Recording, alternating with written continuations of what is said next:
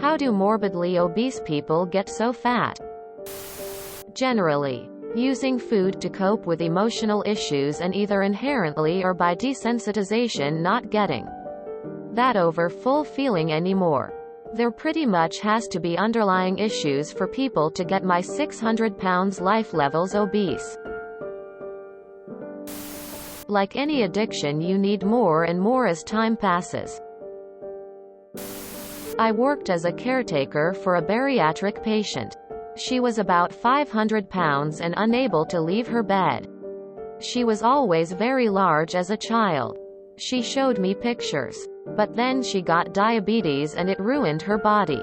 She had several toes amputated and in general it left her body in a state of decline. Between the diabetes and her food obsession, she blew up. As another commenter said, it's usually more than just one cause. She was the shit though. And I miss her every day. She passed away 2 years ago. I have lost weight, so now just normal obese. 1. My mom's family was a family that loved to cook and used it as comfort, as well as believing always finish your entire plate. 2. My parents divorced when I was 9.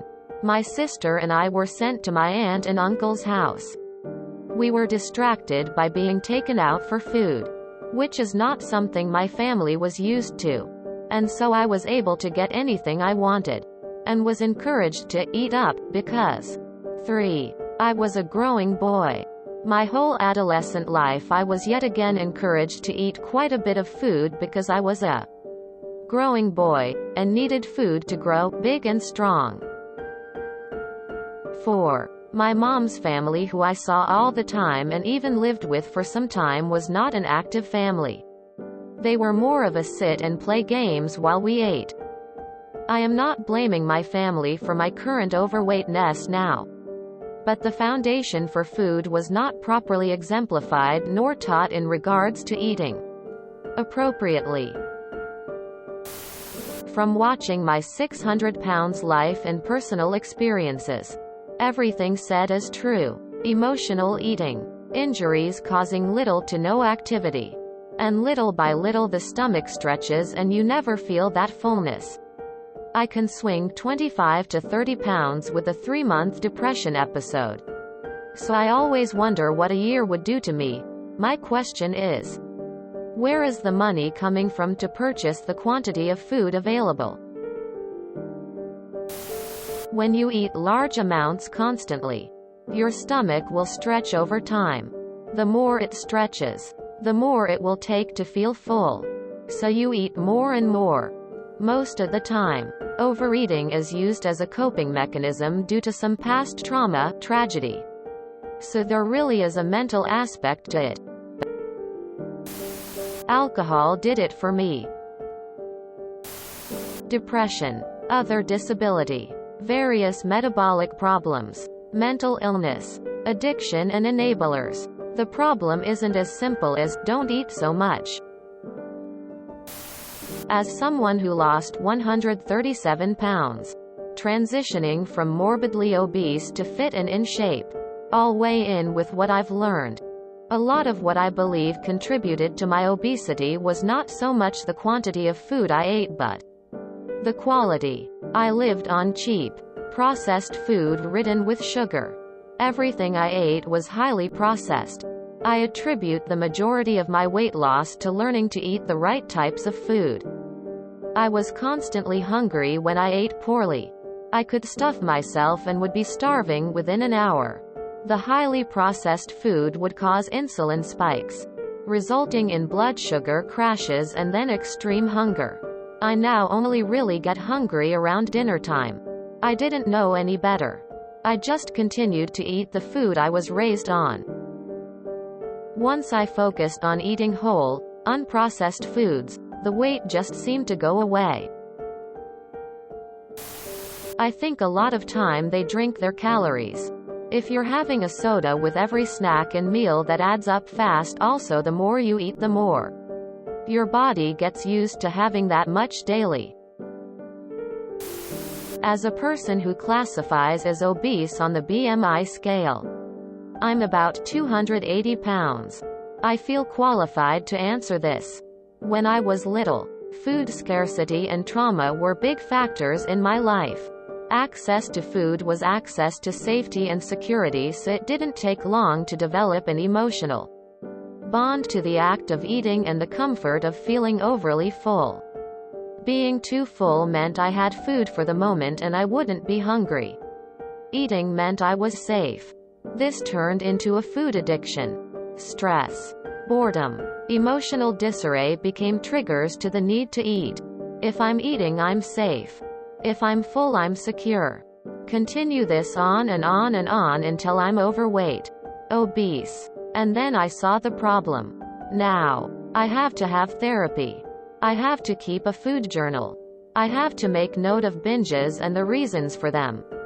Because I've had this problem since I was a small child and I don't know how to cope with anything in a healthy manner. But the obesity didn't come from mega-sized portions, unhealthy foods, etc. It came from the amount of tiny meals I'd eat on stress days. For example, on one of my last binge days, here's what I ate: a ham and cheese sandwich for breakfast and orange coffee, a glass of milk, a banana, a sandwich for lunch, several spoonfuls of peanut butter, another orange, a half sandwich because I was bored, a slice of toast, another orange, 2 baked chicken tenders and a serving of potatoes for dinner, another milk. It's a lot of snacks and small stuff eaten between the points I'm full. Empty enough that I can eat, but not really hungry. I don't normally eat that much, nor did I need that many calories. And I used to eat that way every single day. It adds up slowly and you don't realize you have a problem until you've failed several diets. Diet pills. And there's nothing wrong with you physically to make you gain weight. And then you deny when the last possible option is an eating disorder. Because only thin people can have eating disorders. Right? If I'm not thin, I don't have an eating disorder. Boom. Identity crisis, mental strife, and a very long road to recovery while the world makes fun of you for being fat and assumes you're just a lazy pig who likes cake and pizza and takeout. Obesity is also a disease of time. You don't necessarily eat all that much more, but the effects aggregate over months and years. Could you imagine yourself eating an extra chocolate bar or snack each day? Or eating 10% more each meal? Add that up over time and bingo, you're obese. Another thing is that some people's signals for fullness just aren't that strong. Imagine if it took your body even 5 more minutes to tell you you were full, you'd potentially keep eating longer. To be fair, in America there are a ton of foods that are really high in calories and low in quantity. Take Doritos Dynamitas. A small bag, like the one you'd get at a gas station for a snack, is 600 calories. The same size bag of any other chip may be 300 calories or so. Starbucks and Dutch Bros and the like offer coffee drinks that are 600 or more calories and are just liquid. All a person needs to gain a pound a week is 500 calories over what they burn every day. Pair this with a sedentary lifestyle and a lower burn rate, and you have people who can consume a coffee and 1 meal a day and slowly but surely gain indefinitely. It normally doesn't happen overnight. It takes years for a person's body to change. And this is without considering medical conditions and medications that have weight gain side effects. Stress can cause people to gain weight, and we are in the middle of one of the most stressful times of our lifetime. I'll second one of the top comments as well. That families don't teach their kids healthy eating habits, and we have been raised to eat more than necessary, thinking it's normal. My dad always put an emphasis on seconds. And my mom was obese. I didn't realize until my 20s that I was just eating a lot more than most people do. As a medical doctor, I would say that most, if not all, morbidly obese people have either physical or mental issues or a combination of both, which sadly makes it difficult for them to lose the weight. Unfortunately, it's not that simple. If it was, it would be a much more treatable disease. We've got genetic factors at play. How well someone's body stores body fat, their ability to gain muscle mass, their hunger signaling. We've got social factors at play. At the individual level, what home did they grow up in? Were they active? How often were meals prepared at home? Did they learn to cook? Then at the broader level, where did they grow up, live? Lower income areas have more fast food, etc. Obesogenic environment. We've got hyper-palatable food everywhere and a world set up for us to meet as inactive as possible. Chances are, if you're in a developed country, someone has zoomed by you today on an electric scooter. Then we've got a rather large elephant in the room that gets disregarded too often: mental health. People can use food to cope. And maybe they can't cope and can't leave their room. Medication can impact it, largely indirectly, by driving hunger, inactivity. There's much more, but that's all I got for now. For reference, I'm approximately 300 pounds and 6 foot tall.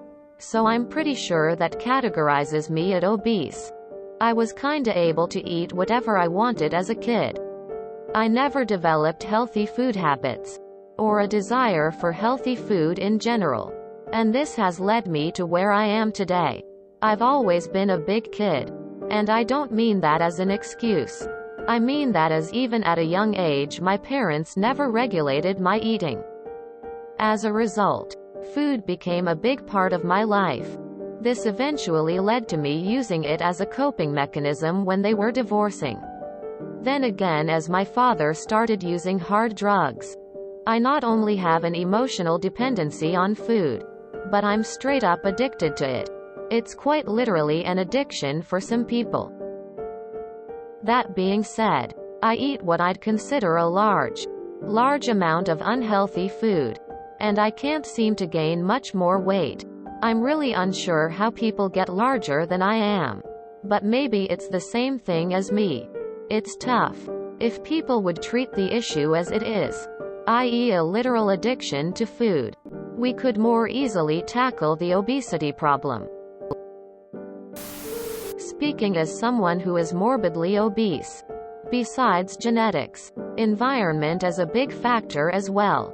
Sexual trauma and emotional abuse in my case, and food became an escape, self-harming mechanism. Now I refuse to stay here. It's hard, but like many said, replacing eating with movement and mediation when I'm upset helps. Along with CICO, my antidepressants, and journaling, and I feel myself getting better. It's often accompanied by other conditions that affect appetite and various aspects of metabolism, and/or the endocrine system as a whole. An example might be hypothyroidism, but that's only one example. Weight gain can also come as a side effect for many medications, including some that are meant to address mental health or reduce seizures. Eating habits are only one factor, particularly since at a certain point it can turn into a kind of vicious cycle where increasing waistline increases your risk of developing additional health conditions that also make it even harder to lose weight even with changes in lifestyle. Also remember that your experience of hunger, satiety, etc. is not necessarily the standard baseline for everyone, and that even in one person those can change throughout the lifespan. Does it really take much effort to imagine feeling hungrier more often and full less easily? Or if you've ever mindlessly eaten popcorn and chips while watching a movie, is it so hard to imagine someone doing so more frequently or in larger amounts? I had a friend who exercised a lot but was still chubby. She only drank fruit juice bought from convenience stores. She hardly drank any water. My husband was out on a medication that caused weight gain. It will be slight, he was told. 30 pounds in 4 months later he stopped taking it. If you enjoyed this video, please check out our playlists full of similar content. TooAfraidToAsk is like doom scrolling for your ears. Please like, share, and subscribe.